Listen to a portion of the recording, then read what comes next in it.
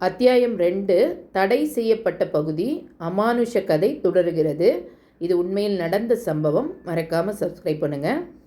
ஒருவேளை அவளா இருக்குமோ? நோ சான்ஸ், அவளைத்தான் லாக் பண்ணி வச்சிருக்கோமே என்று எண்ணியவன், தண்ணி கொஞ்சம் ஓவராக போச்சுடா அசோக்கு என்று சொல்லிக்கொண்டு தன் தலையை தட்டி கொண்டே திரும்பியவன் முன்பு 3 அடி தள்ளி ஒரு உருவம் அவனையே வெறித்து பார்த்து கொண்டிருந்தது. மீண்டும் கண்களை கசக்கி கொண்டு பார்க்க அந்த உருவம் அங்கே தான் இருந்தது.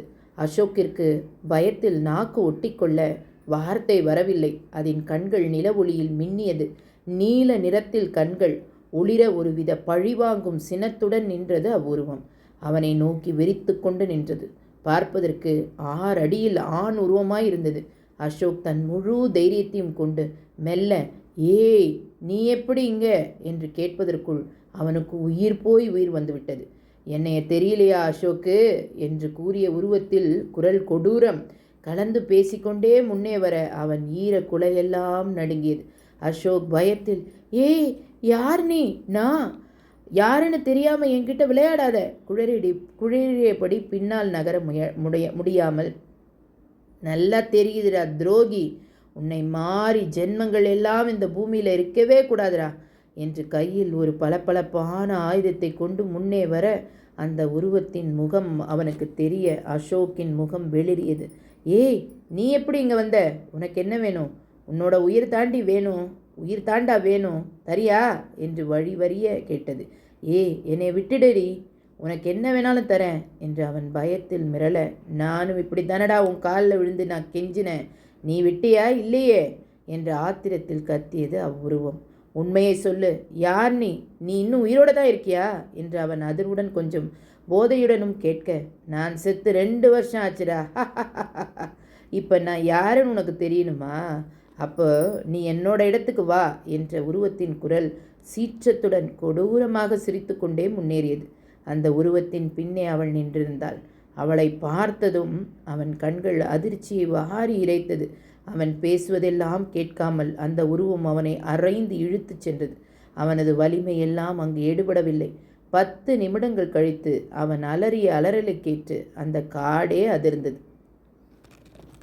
காலை நேரம். பரபரப்புக்கு பஞ்சம் இல்லாமல் இயங்கிக் கொண்டிருந்த உலகம்.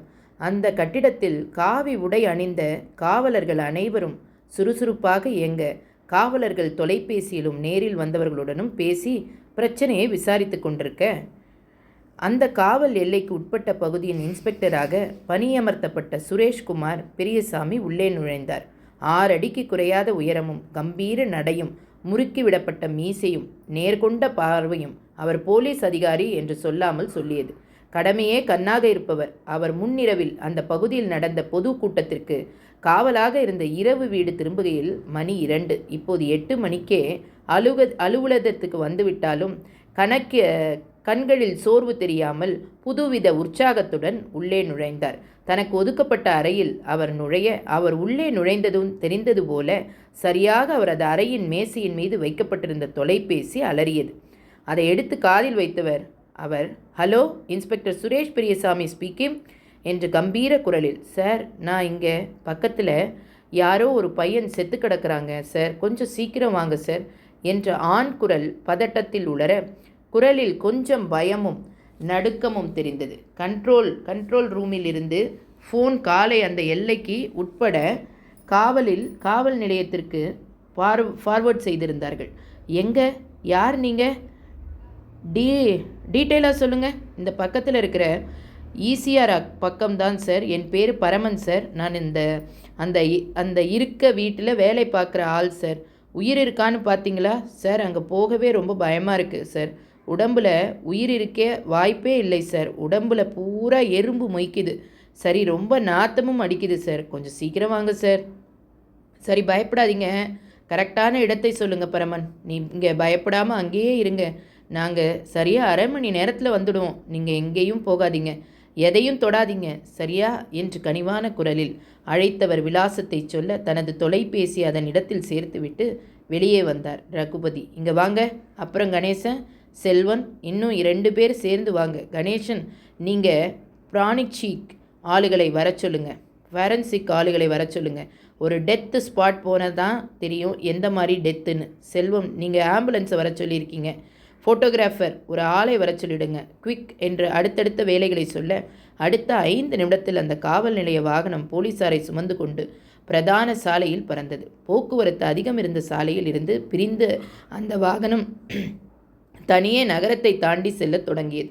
பிரதான சாலையை கடந்த 3 கிலோமீட்டர் வரை அனைத்தும் வெறும் நிலமாக காட்சியளிக்க, பின்பு சவுக்கு மரங்கள் நிறைந்த சாலையில் செல்லத் தொடங்கிய 2வது நிமிடத்தில் அந்த வாகனம் சூரிய ஒளியிலிருந்து மறைந்தது. இல்லை, மறைக்கப்பட்டு விட்டது. பகலிலும் இருள் என்னும் அரக்கன் அந்த காட்டை ஆக்கிரமித்திருந்தான். என்ன கணேசன், இந்த ஏரியாவில் இந்த மாதிரி இடம் இருக்கா? இத்தனை நாளாக இந்த மாதிரி இடம் இருக்கிறது நமக்கு தெரியவே இல்லையே என்று ஆச்சரியத்துடன் கேட்டார். சார், நான் கேள்விப்பட்டிருக்கேன்.